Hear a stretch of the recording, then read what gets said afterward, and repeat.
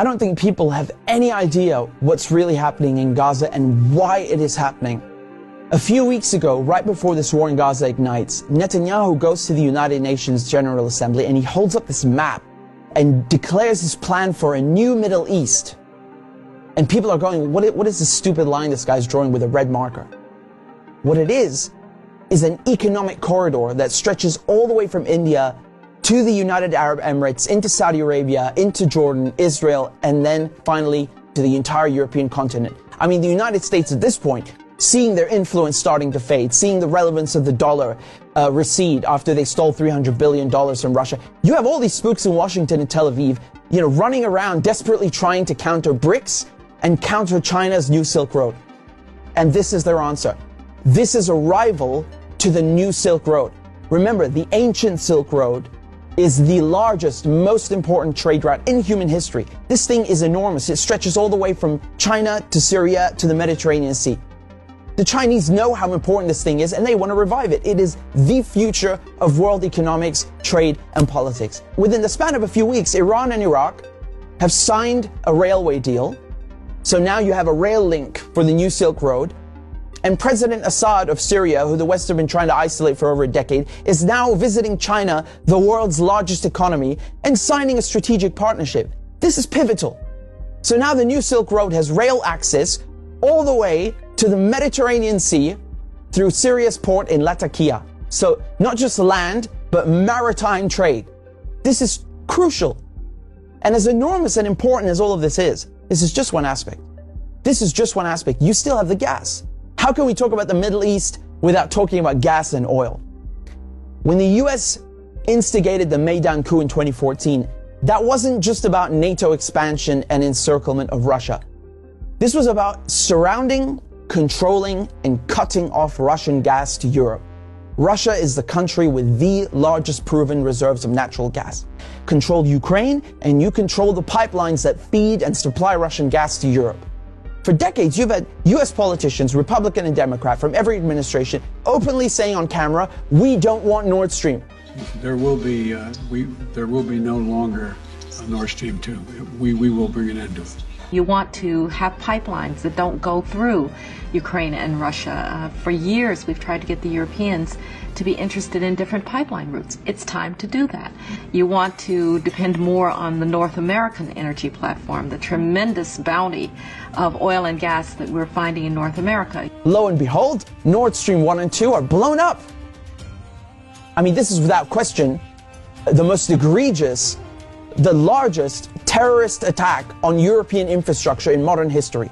There are only 3 countries on this planet that can pull this off. They are Russia, Britain, and the United States. And let me tell you, it was not Russia. You combine that with the sanction packages from the European Union, banning Russian oil and gas. I mean, talk about shooting yourself in the foot. So now there's no more Russian gas coming into Europe. And just like that, the United States have achieved a long-standing foreign policy objective. Now, the only other country with enormous gas reserves, the second largest in the world, is Iran. Iran signed the nuclear deal in 2015 and 2016. They're complying in every way imaginable. The IAEA at the UN cannot be happier. And then the United States, the guys who orchestrated the whole deal, go back on their word and they rip it up just like that and reimpose sanctions on Iran. So now Iran is barred from selling its oil and gas to Europe and others. So Russia and Iran, the 2 countries with the largest gas reserves, are out of the picture. Then Israel, all of a sudden, proposed themselves as a solution to the European Union's gas shortages. Take our trilateral energy, for example, that we closed in June with Egypt and Israel. It has played an important role in our strategy to get rid of the Russian fossil fuels. How convenient. How convenient. In 2010, they conduct a geological survey and find this monstrous giant gas field in the Middle East. It's called the Leviathan, and it's in the Mediterranean Sea on the Levantine Basin. That means it's right off the coast of Palestine, Lebanon, Syria. Syria initially declines offers over its gas reserves and simultaneously refuses to lay pipes for a Qatari gas project. What a coincidence!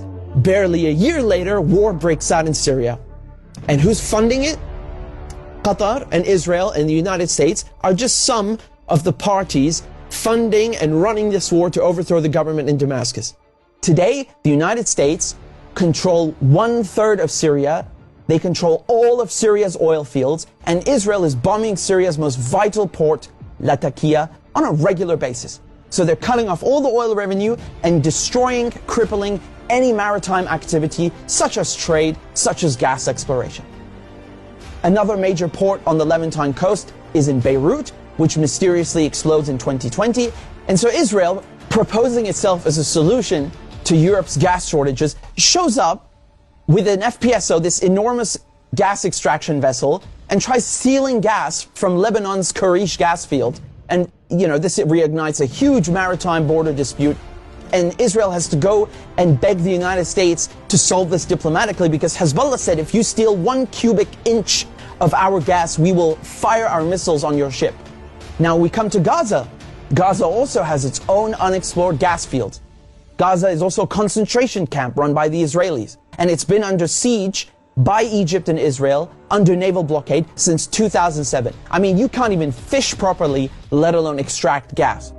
And so now, the Lebanese, the Syrian, the Palestinian ports, they're all out of action, and the only working port left in the coast is the Israeli port on Haifa. I mean, how convenient.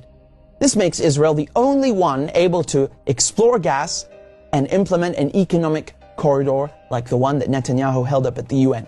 So in other words, Israel and the United States together killed off all the competition, stole their goods, and cornered the market. But as winter is approaching, Israel desperately needs to get that gas for Europe. But there's no stability. There can never be stability in the region without solving the Palestinian question. And so when Netanyahu shows up at the UN with his brilliant plan, the Israelis thought, oh, it's a done deal. They'll just get Saudi Arabia to normalize ties and thereby extinguish the Palestinian issue once and for all. And that is precisely why they are in Gaza slaughtering Palestinians like crazy, like they're in berserker mode. Israel has bombed Gaza before, but this surpasses anything we've ever seen, which is truly saying something. I mean, this is unhinged, calling people human animals and massacring them. Israel is just hoping the Palestinians will run away in fear into the desert. They've literally said this. They want to put them in the desert. They want people in Gaza to go to the Sinai desert and push the people in the West Bank into Jordan. This is genocide and ethnic cleansing without question. But it also has economic and geopolitical implications.